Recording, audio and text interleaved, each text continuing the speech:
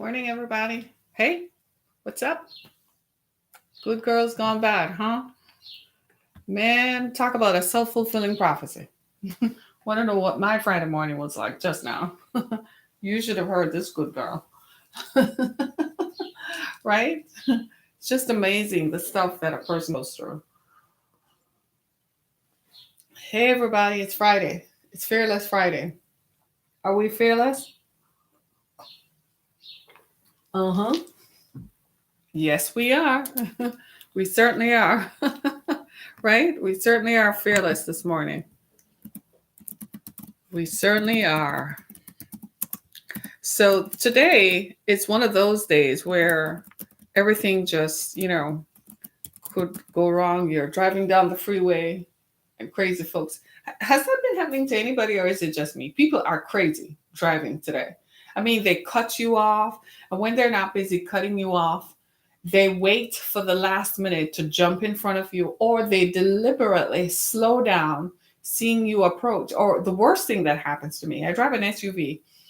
And I don't know what it is about people when they see a woman in an SUV coming, a big SUV coming, all of a sudden, especially men, they suddenly just jump in front of you, like just now. I mean, this guy sees me barreling down coming, and all of a sudden he's coming from a major road to join.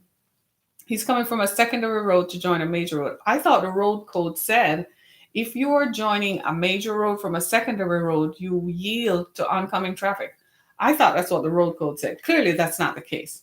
I mean, he just jumped right in front of me, causing me to skirt to, come to a halt. So the person behind me had to take evasive tactics to not get. I was like, unbelievable. It happens all the time. I don't know if it's something about my face or they just see you coming and I see her coming. I'm just going to be competitive because I'm a guy, or she has a bigger car than I do, or whatever it is. I don't know what it is. I'm telling you. I am telling you, I have just about had it. I've just about had. So we're still talking about good girls gone bad. We're still talking about today we're talking about why do good girls go bad, right? We're talking about good girls, bad boys. So I wanted to talk about why do good girls go bad? And it's interesting because the more I watch the news, the more there's something amiss. Something occurred to me this morning just before I woke up that kind of sets the stage for this conversation that we're going to have this morning. And I wanted to talk next week. We're going to get more into it. Let me see what everybody is saying. Hey, first day on Periscope. Thank you. It's your first day on Periscope. Well, you're on one of the best social media platforms ever. Um, and I wanted to talk about it because something occurred to me this morning just before I got up. Good morning. Welcome. Thanks for joining. Michelle Pogue. Haven't seen you in a while. How's it going? And I wanted to talk about it because I find that a lot of us are puzzled as to the actions of young people today, right? I was watching a movie last night called The Act. It's on Hulu. Yes, I stream like crazy. I do not watch cable. Thank you, Michelle. Thank you. Thank you for loving my show. Thanks so much.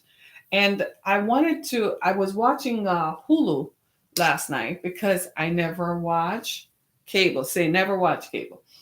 A few nights ago, Netflix, for whatever reason, I was watching House of Cards on Netflix, and all of a sudden I got this error message, and I freaked. I freaked out. I was like, oh, horror of horrors, what am I going to watch? So I said, maybe it's time to go see what is on TV. Oh my gosh. I was like, this is what people are watching? Oh. So I have Hulu. So I wanted to look up Hulu.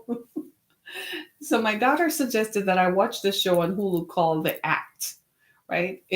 I think it's based on a true crime story. It's about a woman who pretended her daughter was sick so she could continue getting donations. This happened some years ago, but it tells the story in depth of what happened in depth, how they it was an act, how they created it, how they manifested it, and what happened in the end. So we're watching it, but how Hulu does their thing is that they stream it just like it's a weekly series on TV. So I'm caught up now. So the reason I'm saying it is because sometimes the only thing that's available on TV to watch is like 2020 or 48 hours or what's that other one? 2020, 48 hours, Dateline, NBC or something like that. They don't have a jack clue what people want to watch in America. I'm tired of seeing them give me content that I don't want to watch. They introduce storylines or they introduce uh, stuff that frankly I'm not interested in, that I find most of us are not interested in. I don't think we want to see. Do you remember years ago when they had Desperate Housewives on ABC? I was drawn to that story. And then the writers went a different way. They kind of went off key. Couldn't, after a while, after a few seasons, it was over. Same thing with Dr. McDreamy. Grey's Anatomy. Remember that when it riveted our attention? We were like into this thing, weren't we? And then all of a sudden, it just stopped because the writers they take the storyline to a whole other level. I'm sick of it. And then it's the same thing. So over and over, after a while, you get the idea. They really are not writing a story that you want to watch. They really are writing a story that they want you to know, or they're promoting an agenda that they want you to be aware of. So where you think the story is going to go, or how you would like to see the story come out, or give me some suspension of disbelief here for a minute, or suspension of belief for a minute, create some kind of disbelief scenario where, but bring me back to reality. No, they're not doing that. They're not interested in what you think. They're interested in promoting their agenda and getting you to see that this is how they think it should be, right? And this is how they think it should be. And frankly, I don't care one thing. So here I go streaming. So there are a plethora of things to watch on Netflix. For I swear, anything you want, you can find it. That is interesting, piques your interest, that will rivet your attention, that holds you. That is not necessarily offensive. You can choose whatever you want to watch, anything. Well, it's the same thing with Hulu. So at first, Hulu was kind of like, maybe they were showing like a lot of ABC dramas and stuff. I thought I left cable for that. But now they're showing stuff that people actually do want to watch, right? And talk about that. I keep forgetting to mention that I'm in a film called Last Words. It is on Amazon Video. Have you all downloaded it yet? It's only $2.99. That was the deal that we made with the distributors. So I kind of count like Empire, the first 3 episodes were okay, then they went south. Exactly. Like Empire. I don't watch that drama anymore. That's junk. I can't get with the storyline. It's taken the suspension of belief a little too far. That's not how real life is, right? And that is not to say that I am naive about how really wealthy people live. No, I am thinking of if I were human, and I am a human in those scenarios, that's not how it plays out. So it's almost as if they're shoving ideas down your throat that they want you to believe and accept. And if you don't believe it and accept it, then you are not politically correct, or you're anti this or you're anti that. Just because I don't believe in what you are saying doesn't mean I'm anti it. I just don't believe in it, right? So I tend not to watch network dramas because they're not reflective of how I feel, or reflective of what's current in the society, or reflective of how anybody wants to feel. It's what they choose to shove down your throat, and they're telling you, they kind of like make you feel like, well, you don't have a choice. Well, I do have a choice. It's called streaming. That's why they fought against Netflix, because Netflix was introducing programs that anybody could watch. House of Cards was their first original series. Now they have quite a few. They have quite a few now. Orange is the New Black. I remember watching that about 4 summers ago, and I found it interesting, and it gave you a good storyline that you could follow, right? So anyway, that's just my diatribe on that. That's just me on that. I'm just sick of network TV on cable, and you have to pay so much for it. I'm like, cut the cable off. I only watch the news channels anyway. And most of the times you get news on here. So there goes that. So I'm about to completely turn cable off and just go full on streaming. If I want to watch it, I just have this and I just stream it, right? I can stream from any device, right? Our TVs nowadays are smart TVs. So you can www. or click on an app Most of the news stations now have an app within your internet provider, so you can click on it. I'm done. That's where I'm going next. I'm just done with it. It's a waste of time. And I think we have options now. And in much the same way that they feel they have 323 million people, so surely a million people will like me. Surely this one person is going to like something else, right? It's just the way it is. Today's Friday. It's Fearless Friday. Downtown Detroit yesterday was like parking was a mess. Who went downtown? I didn't. Why should I? The places that normally charge $10 parking, $10 parking, like for maybe 3, 4 hours, it was $60. That's a rip off, right? And then they have the nerve to want to ask you for your key. I'm not giving you my key. Do you all do that? I don't even like valet parking, y'all, because to me, I'm giving you access to my car. Inside of my car is my private information, right? Your registration, your stuff. Sometimes you have a piece of mail left in your car because it is your car, right? And you don't always remember to remove personal stuff like that when you go to an event. So they have access. They can take a picture on their screen and take a picture of your tag and stuff like that and save your car. So they can, no, no, no, no. I remember a few years ago, I think it must have been, was it 4 years ago now? I went somewhere to, I was going out, I was on a date and I was going out to dinner at some restaurant. And when I got there, they wanted to valet park my car. And I did. And somebody was driving a similar car to mine, an older man. And he said, don't let them do that.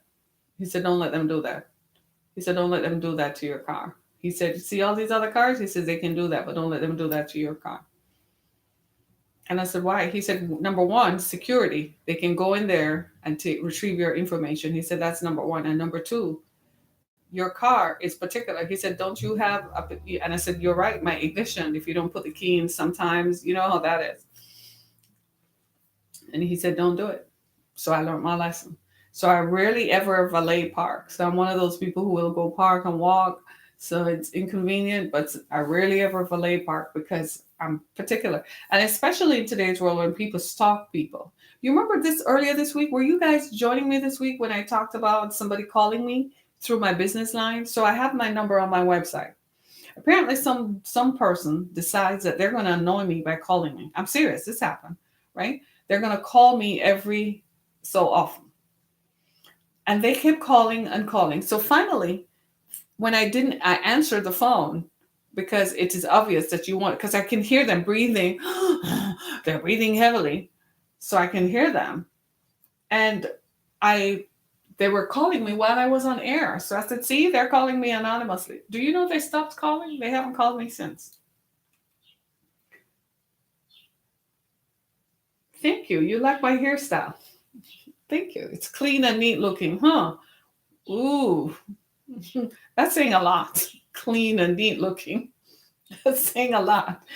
I think it's saying a lot because I just saw something rolling on my Facebook feed about hair extensions and how Chinese people take up leftover waste hair from dead people and so on and strip it with chemicals, the same chemicals that is used in cleaning the dead to create hair that people put in their hair. And I was like, I'm kind of wearing braided hair. So it may not be touching my scalp, but I do wash it. Does that help? So anyway, so I'm serious. So they stopped calling. They haven't called me since. I mean, they were calling me from multiple numbers in different, and you know how they do that, right? They change your numbers. So as soon as you block one number, they call you from another. And I'm like, why are you calling me? I said, clearly you want to hear my voice. Clearly you want to talk to me. So why are you calling me? You see me on social media every day. Why do you want to call me? You just want to annoy me? Okay, well, keep calling. I'm going to notify the police. So keep calling me. I'll just drive into the police station while you're calling and let them deal with you. They never called me back. So thank you. Thank you for your kind attention, right? People are weird and creepy. Hence the reason why some of us as women, we tend to carry ourselves in a different way. Like you can't even wear what you want to wear. You're just a person. And I just sometimes just want to be a person. I'm a person, right? So can I just be a person? Sometimes I just want to wear what I want to wear. I want to be comfortable, especially now as we approach summer. Dudes, I have been wearing like 500 different layers all since October. You want to bet it's coming summer. I'm going to want to feel the sun on my face and on my arms and on my legs. I'm going to want to feel the wind through my toes. So bully to people who want to peer at people or who want to stalk people and who want to come at people because people choose to wear what they want to wear. It's just crazy, right? Just a little crazy. But today we've been talking for the last several days about good girls and bad boys. And today I want to talk about what makes a good girl go bad. And I think I said enough. Don't you think?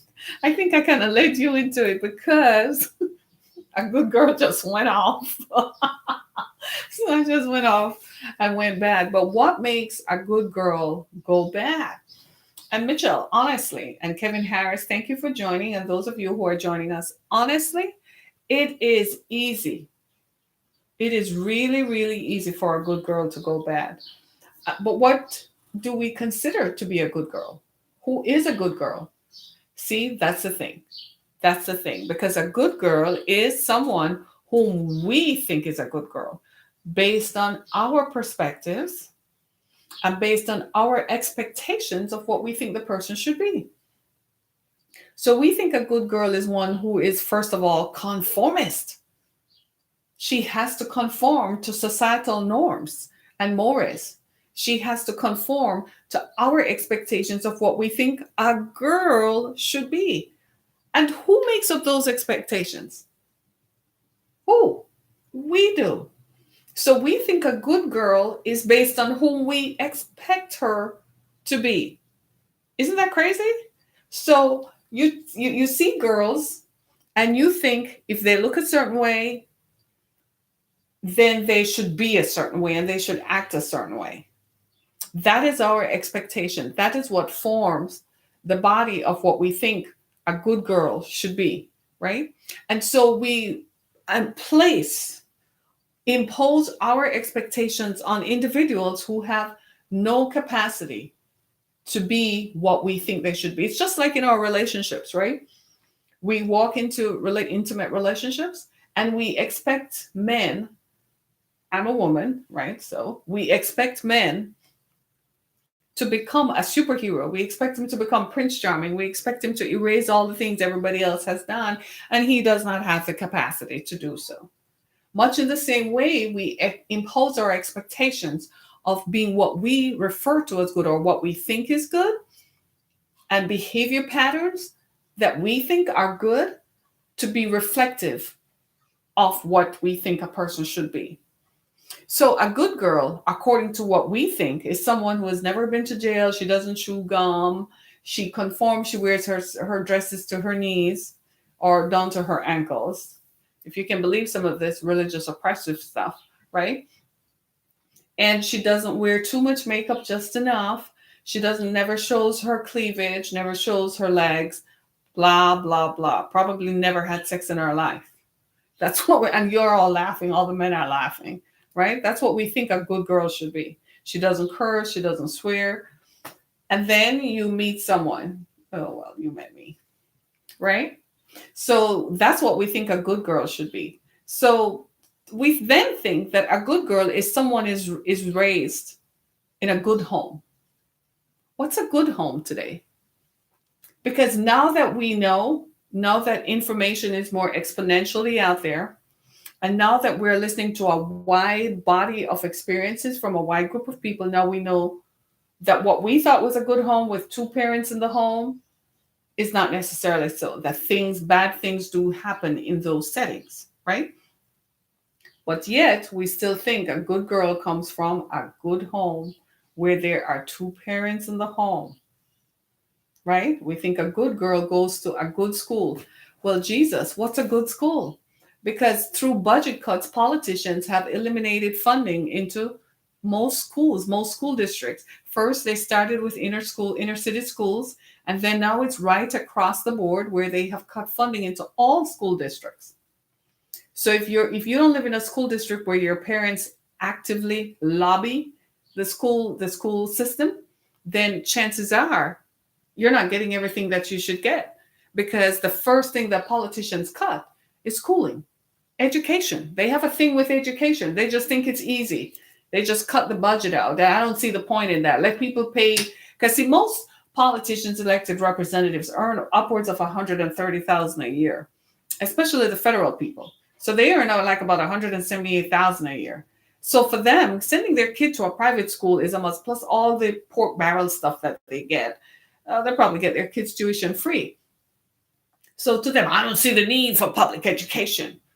So they cut out the funding. So school systems go bankrupt or almost bankrupt. They have to scrimmage to make stuff work. But yet we still think that a good girl comes from a good school. She comes from, the other thing we say about a good girl is she comes from a good background. Well, help me define what's a good background. Because now I think a good girl is strong-willed and flexible to life standards. That's an interesting perspective. What do you think a good girl should be? Strong-willed and flexible to life standards.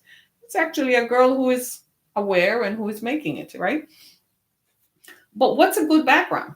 These are our perceptions. I'm talking about our perceptions. So we think she's a conformist, right? We think she's a good girl. She doesn't smoke, doesn't drink, doesn't lift up her skirts, never had sex probably, right? Goes to a good school, comes from a good family, and comes from a good background. Well, what is a good background? You mean the one in which her father sleeps with her sisters at night? The one in which the mother drinks after 3 p.m.? I could tell you stories. And drinks wine all night, so she's perpetually drunk. She doesn't even know what's going on. But yet, that's what we think. So we ascribe all of these standards to people, especially how people present themselves. Now, check this out. A lot of our perceptions of people is based on what? Exactly. Oh, I'm a great example of a good woman. Thank you. But a lot of our perceptions of people are based on how people present themselves. All the things I mentioned before are perceptions based on how someone presents to the society. So you see a young lady, she's walking, she's dressed nicely. So you immediately start ascribing and attaching to her your ideals that that's what a good girl is, which is not necessarily true. And people do take advantage of that, right?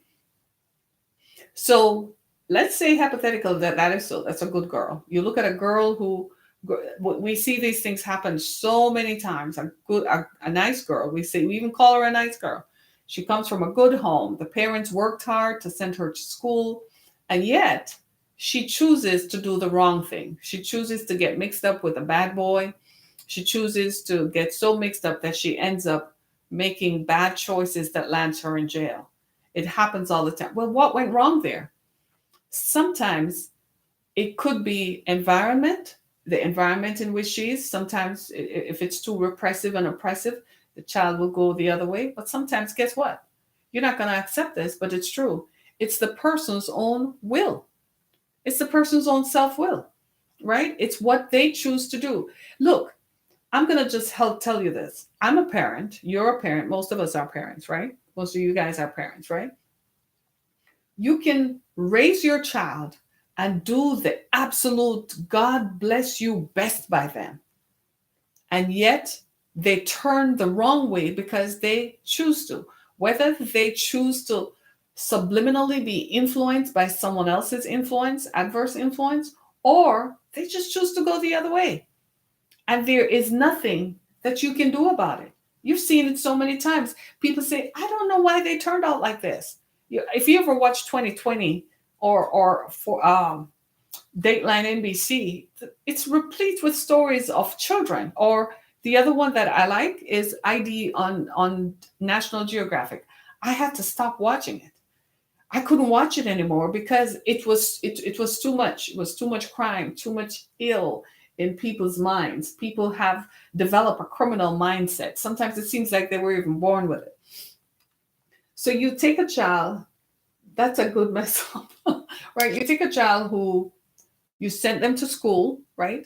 You did the very best you could, and yet they turn around and they became a stockbroker on Wall Street and stole money.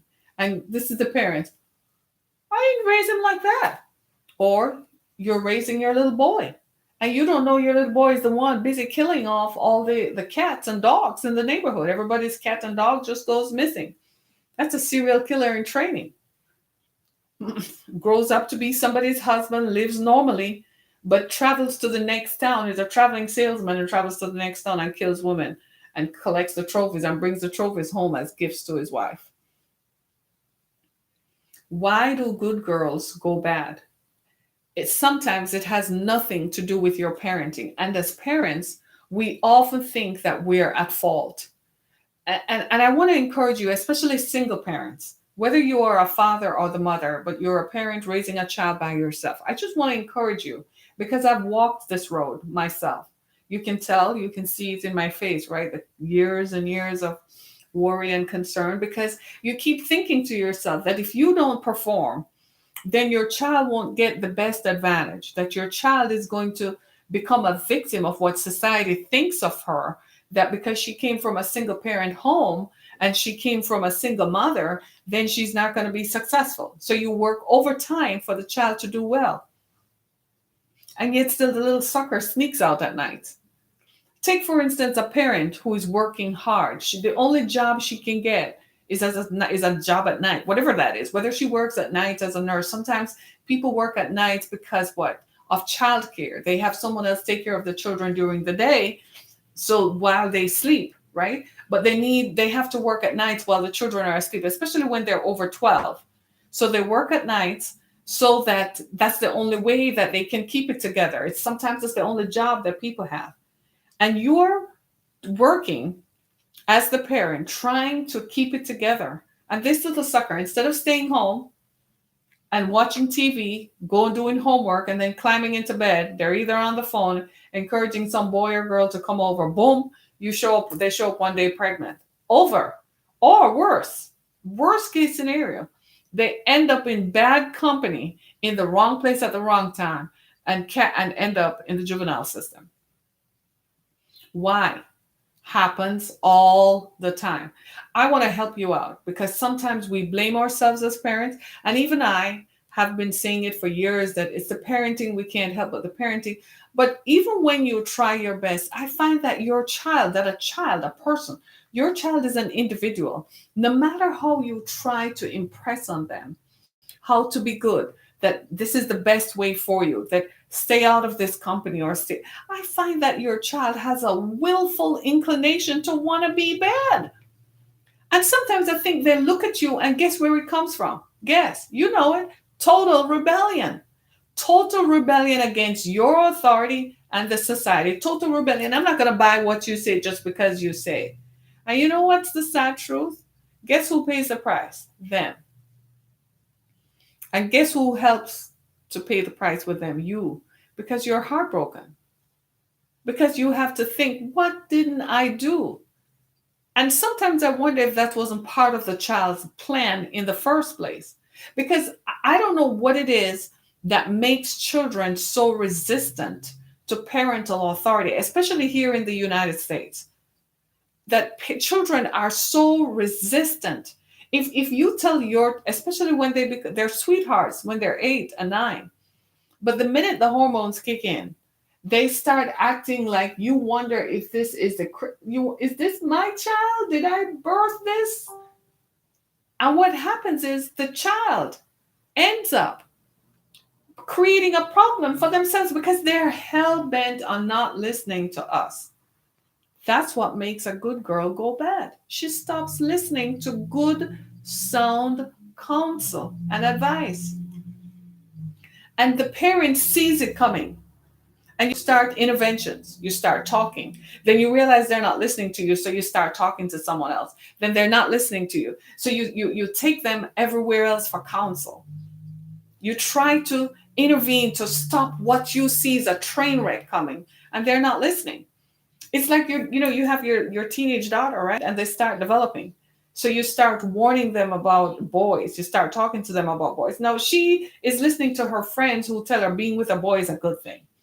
So you're telling her it's not time yet. Focus on education, focus on studying. She's not listening to you because she has this thing in her head that she's going to go against your will.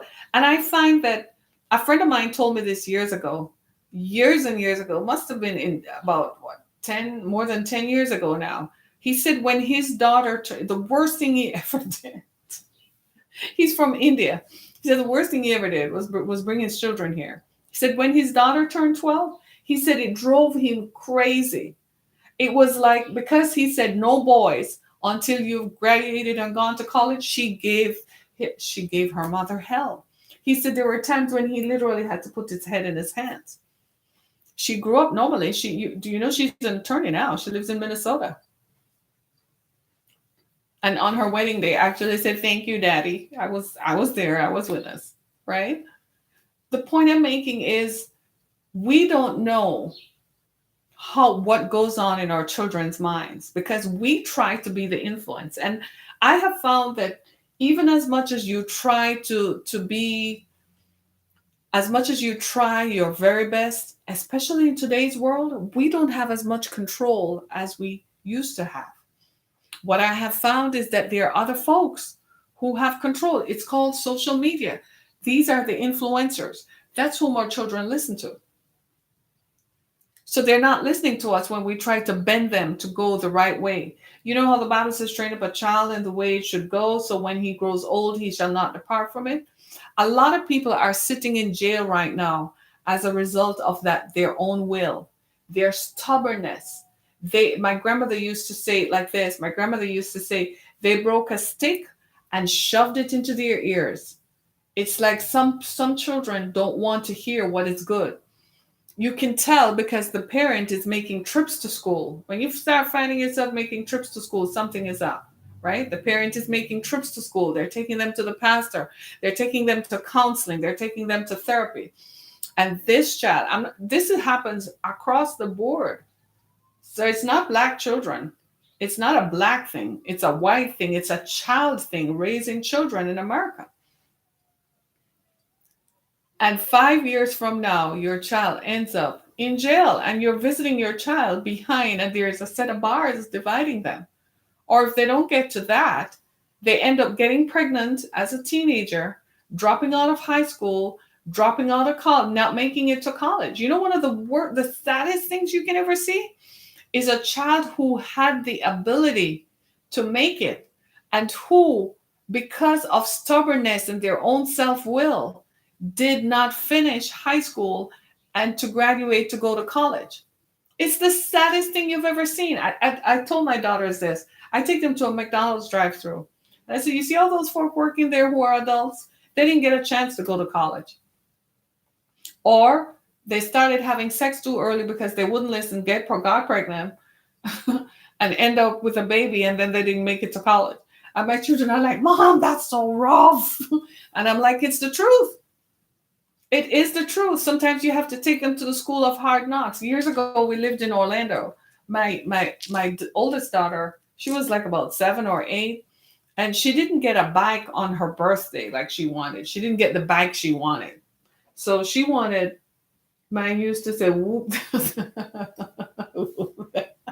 Right? So nowadays you can't even whip them, honey. That doesn't even work. Do you know that? Sometimes you think slapping them or disciplining them physically works. It doesn't even work. It makes them even more resistant to your authority. A few years ago, I took my daughter when my oldest daughter was about 8 or 9. She didn't get the kind of bike she wanted for her birthday. She wanted a particular bike that apparently was more expensive than I could afford. But I got her a bike. It was still pink and pretty, but she didn't get the one she wanted. So she threw a fit. So I said, all right, we have a choice. You want it or I'm going to take it back. So I said, let me take you somewhere where children play in the streets. Let me take you somewhere where they can't even afford a bike. So we went down to the other side, right?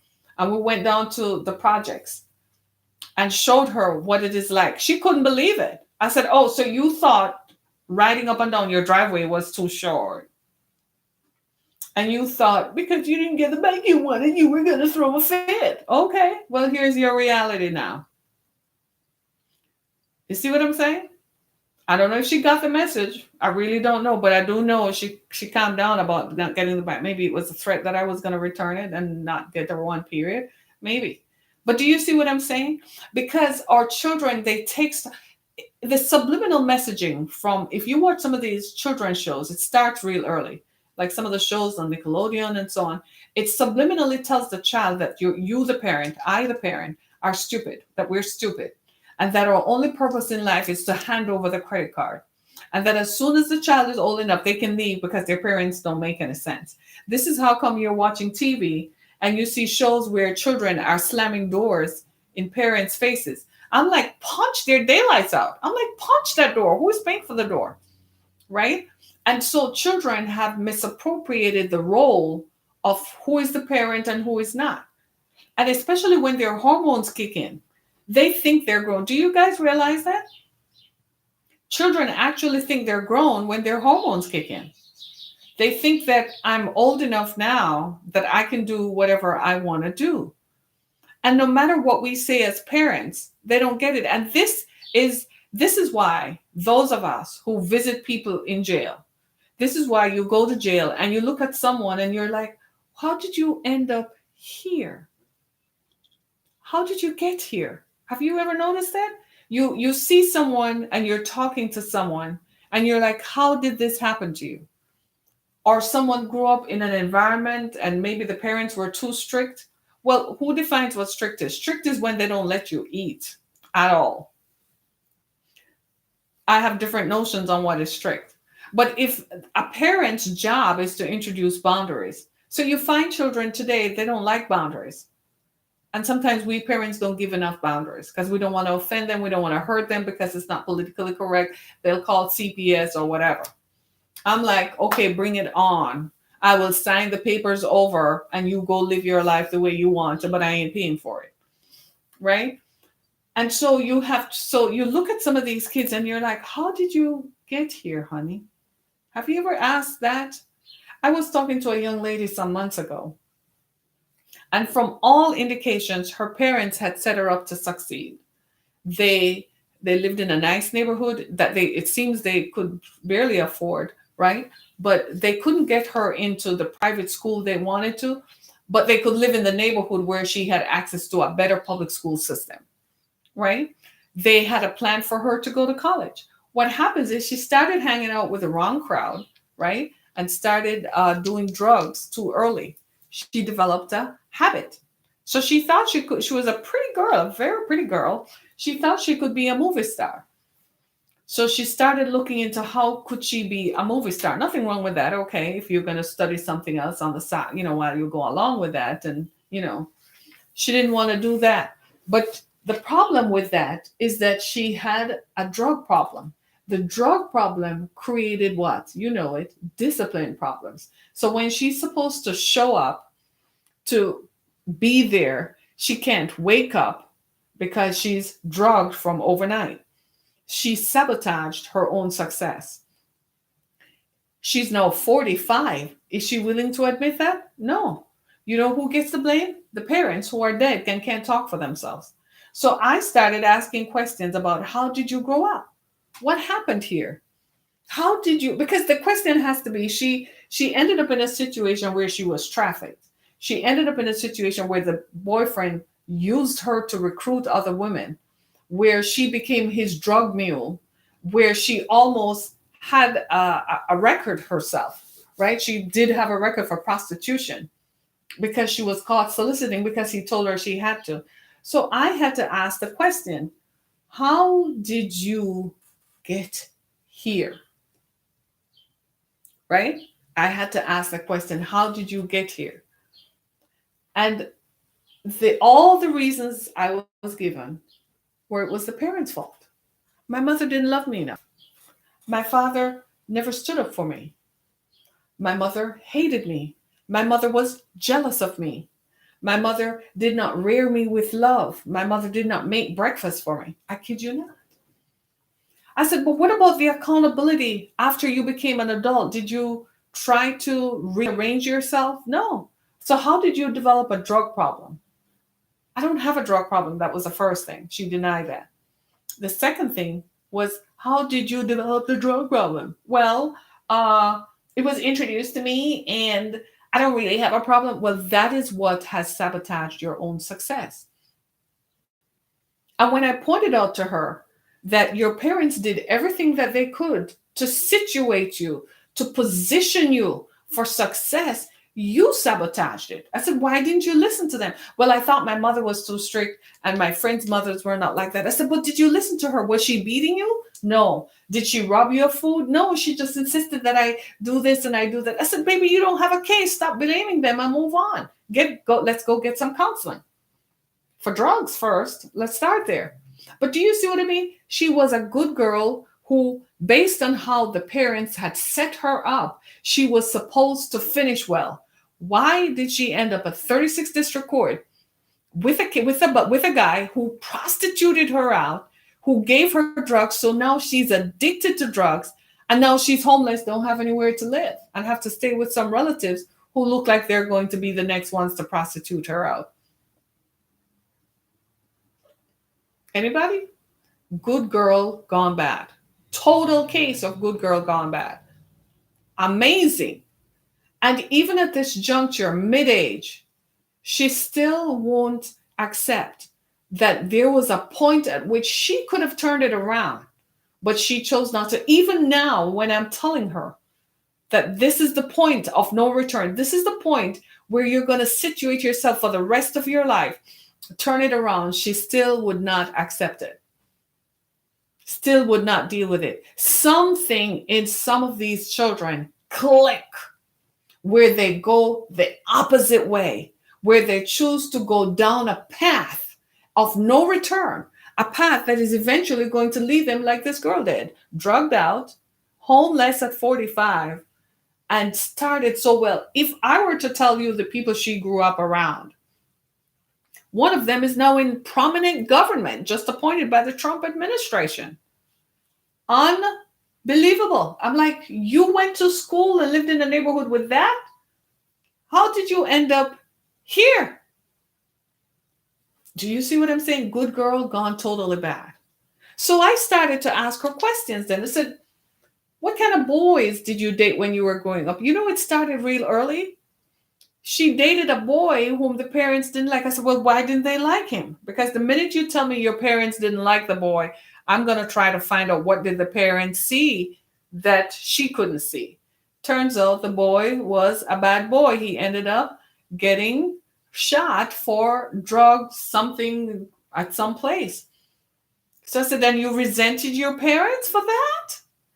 They were right. They saw something in him, so they told you to cut it off. That was not their plan for you. In other words, what I'm saying is parents have a design for your child. We have a design. We want them to finish well and be successful for their own good so that they can be successful, right? I can feel you agreeing with me. We want our children to be successful so that they feel it and they live it out. None of us want to get that phone call in the middle of the night to come down to county, nor do we want to get a phone call from the hospital that your daughter or son was driving in a drug-induced state of mind. That is not to say that people don't take drugs while they're working as corporate lawyers or whatever. That is not to say that. At least they got a chance to finish something. Now, if they waste it, it's entirely up to them. So nowadays, most of us take the approach like, I'm going to give you the best. It's up to you what you do with it. Because we recognize that there are some children who are just hell-bent on going the wrong way. And I'm not talking about cases where the child has a gender identity crisis or they have a sexual orientation crisis. Those are separate issues. I'm talking about normalcy where the child is just going and all of a sudden, little Johnny and little Ashley, whom we raised to be well, just suddenly choose to go well, especially little Ashley. And nothing is more painful for you as a parent than watching your child just ride off into the sunset with Clyde. And she's his Bonnie. She says, I'm his sidekick. And you're like, well, sidekick some SATs here. Sidekick a couple college degrees here. Be that sidekick. Let your sidekick be some college degrees so you can finish well. And even when we send them to school and they're finished, they still don't marry the best. They still marry people who are questionable. And then you end up one day sitting at the hospital, getting a phone call. Your kid is in the emergency room because some spouse, some boyfriend they have or husband beat them up, or they overdosed. So you get the phone call. What happens when a good girl goes bad? It tears the family apart. It tears your belief system apart because you're like, I did my very best. It tears you up emotionally. And none of us, to be honest with you, the older I get, is the more I'm appreciating calm and peace in my life. The older I get, is the less stress I want to have. I aspire to stay away from as many stressful situations as I can. I work hard at attritioning it out of my life. I don't want to think about it because stress brings trauma to our bodies. So in addition to eating well, right, and exercising and doing all that stuff, I still try to exorcise stress out of my life. And sometimes there are some people who just seem to be drama infused. So I'd stay away from them too, right? Our children, especially your daughters. And here's the dynamic that I've discovered about girls. For whatever reason, as soon as the girl starts growing, she was always competing with mommy from she was little, right? Because when they're little, we treat them like dolls, right? So we buy them pretty stuff and make them look pretty. What is really going on in their heads is, I'm going to look like you. I'm going to take over your position, right? And mommy's okay with that. You just want them to be the best. So you bring out the best, right? Then what happens as the child grows is the more the child wants to superimpose its role over mom.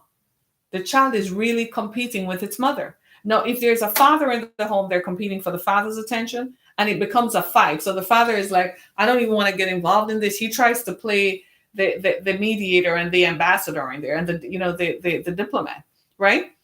If there is no father in the home and the mother has a boyfriend, she either hates the boyfriend, so because she doesn't want her mother to be happy, or she charms the boyfriend and seduces him, so the eventual goal is to destroy the mother.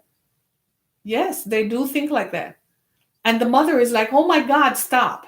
Don't do this. You're going to hurt yourself. She doesn't see it that way. She thinks I'm getting over on her mother. And so she continues to do it to her own self-destruction. Because guess what? When she grows, what she doesn't know, she's going to be an adult.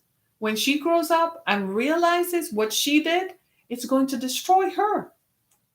So the mother is trying to stay away from it. I'm talking about decent mothers. I'm not talking about those who tell their daughters to go be with Tom and Dick and Harry to keep the house going. I'm not talking about those mothers. I'm talking about normalcy, normal people like you and I, right? What causes the child to think like that? Sometimes in an effort to curb them and it's like a tree, you're pruning it. You have a tree on your property, you want it to grow a certain way. So you prune it to train it to grow in the way you want it to grow. You want your child to develop and become the best person that they could possibly be. Why? For themselves, not for you. Because as the parent, we grow up and then our time on the earth passes. But the child, they will be here for a while. So you want them to be the best. You want them to position them in such a way that they have access to the best resources, access to the best networking opportunities, right? Access to the best that education can give them. Yeah. And access to the best so they can be the best. And what happens? They sit down and they listen to others. They allow other influences to come in. And she sits down and she starts smoking. And she becomes resistant to your ideas of change. She doesn't want to finish school. She doesn't think college is not an option. Or they tell you stuff like, college is not for everybody. Excuse me, get your butt up, go do those SATs and go to college, right? Or they tell you stuff like, everyone doesn't have to be successful, mommy. I can be successful doing this. Okay, well, show me your plan. So you don't want to go to college. Show me your plan to succeed in today's world, especially as a person of color. Show me where not getting a college degree is not going to be helpful. As my youngest daughter says, she says it like this: always have a plan A and a plan B. She says, I have a plan A, it's this, and this is my plan B. I just listen, right? I listen. Because you want to hear if what you've been saying from they were born has gotten to them. Do you see what I'm saying? So what you find then is that we start really raising them from their in the womb, literally. So when they are born, we're teaching them as they grow. We're teaching them to be, teaching them constantly. But at some point, you want to see if what you have said makes an impact. Because here's what happens. I have found that children who choose to go bad, it doesn't matter where they live, guys and girls. Listen to me. The messaging, especially if you're a person of color, is that for your child to succeed, you need to live in a white neighborhood to send your child to a white school. Because the best teachers are at a white school. That's what they tell your child. No, it's up to the individual. Yes, because it does happen. You don't have to be in a school system where they provide laptops. Your child can go to the library if you can't afford a laptop. They have a phone, don't they? That's a computer. Do you see what I'm saying? So it is up to the individual. The individual has to have a plan and an action for their lives. My children, my oldest daughter especially, will tell me, Mom, last night we were watching this movie called The Act, and my youngest daughter was sitting on the couch beside me, and she kept inching closer because she began to realize the evil that exists in some other parents. And she said, Mommy, thank you for being normal. Thank you for raising us as normally as you could with all this stuff. And then they asked a question. They said, well, how come you never did so and so, even though you were a single parent? And I'm like, choices. It wasn't my choice. Do you see what I'm saying? Now, did the society throw a ton of bricks at me? Yeah. Did some things become a casualty? Yeah, but there were some things that I professed and proposed that I was going to retain my integrity about, no matter what. I was not going to steal. I was not going to rob. I was not going to do drugs. I was not going to run around with men. I was not going to drink. I was not going to do some things. I determined that I was not going to rape myself of my own future, thereby hurting my children. So if I want them to be good, I am going to have to first walk it out. And this is the conundrum that some parents face, because they will tell you, but I'm a good parent. I live a decent life. Why did she choose to go the wrong way? It's her choice. And you're tearing your hero, tearing yourself apart. And this is even true for some of our sons. And you're like, what on earth? It is their choice. It comes down to the individual. Yes, you did everything right. You raised them right. You taught them well. You exposed them to as many good situations as you could. You introduced them to all the people you know. You set them up. You set up and created an environment in which they could prosper. But at the end of the day, it comes down to who? The individual. They have a choice. They must choose what it is that they need to do. And unfortunately, when we see them go bad, guess what? It's not our fault. So you might have tuned in this morning thinking I was going to talk about when good girls go bad and think I was going to make sexual innuendos. It's way deeper than that. If you see a girl who is promiscuous, chances are she was interfered with as a child. So she's manifesting. So this is not about a good girl who just suddenly has sexual innuendo and is just sleeping with everybody. Like you see on TV, they actually romanticize it to make it seem like that's something that other girls might think, well, it's not so bad if she does it. I mean, they have a whole series on TV. So what could be so wrong about it? It's still wrong. Another thing our society does today is normalize what is objectionable behavior. So now we have a whole generation of people thinking it's normal and it's okay, and it's not. It doesn't translate into real life. Tell our daughter, I tell my, don't drink. You're going to drink, do it at home. First of all, there's date drugs out there when you go to a bar, so don't even think of that. Secondly, if you get pulled over, it's a DUI on your record. Is it worth it? No. Don't smoke, it's bad for your lungs. Number one. Number two, if you get pulled over smoking weed, you're gone. It's a felony. That's number two. You see where I'm coming from? Don't hang out with bad company, people who are like that to say, what's your ish? Oh girl, come on. It's like you have this nice kid and she starts hanging out with some child, with another girl.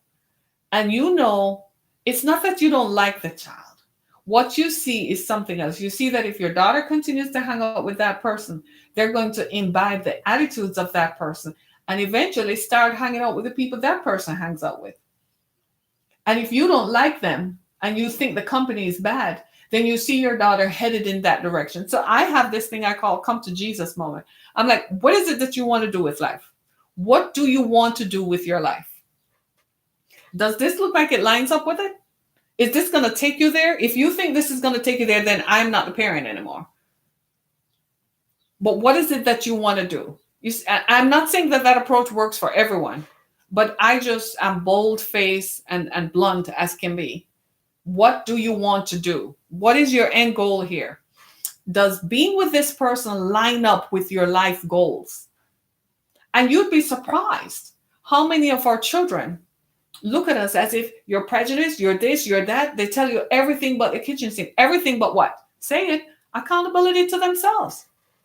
We have to start making these young people feel that they're accountable from the get-go. Don't wait for too long. Start telling them now.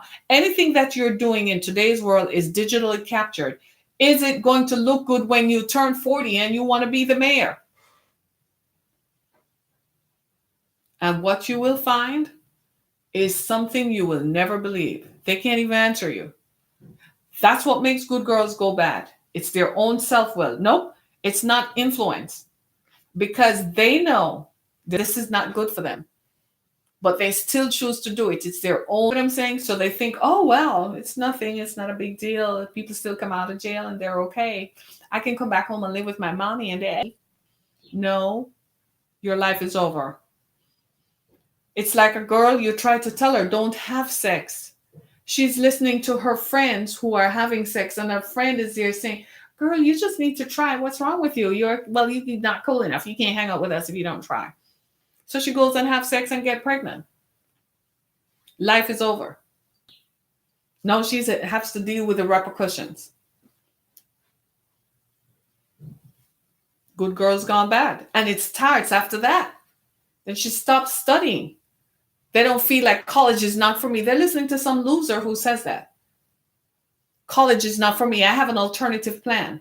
I know someone whose child said that college was not for her at the point of almost graduating high school. She still never went to college. She's still bouncing around, still live with her parents, still bouncing around. Everybody else around her, all her mom's friends and so on, they're all gone to college. Her other siblings are now in college, and she still can't.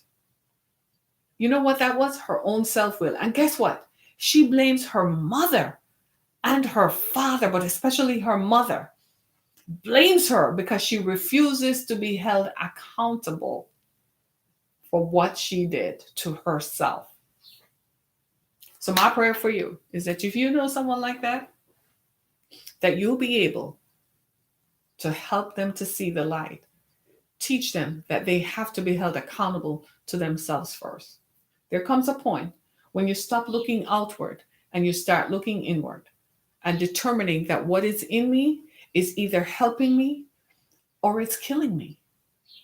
It's either going to help me get to where I want to be or it's stopping me. What's the choice I need to make? And that's where good girls, the distinction, draw the line in the sand and say, since I was born to be a good girl, you know who is a good girl? A good girl is someone who succeeds, overcomes all the odds and succeeds. That's all that it takes. So since she was born to be a good girl, to succeed and overcome all of the obstacles, then she might as well continue to do that. I hope that this message has been a blessing to you. Please go to my website, harrietkemick.com, as well as go to the exodusfoundation.com. This is the kind of stuff we talk about in our group sessions. So I encourage you to go to the exodusfoundation.com. Right on our homepage is a sign that says contribute. Click on that sign. Leave a donation for us as we continue to provide services to victims and survivors of human sex trafficking. My name is Harriet Kenneth. Thank you so much. Have a great weekend, and we'll see you on Monday. Thanks so much. Bye for now. Hey, Facebook. Thank you so much. Be blessed, everybody. Aha.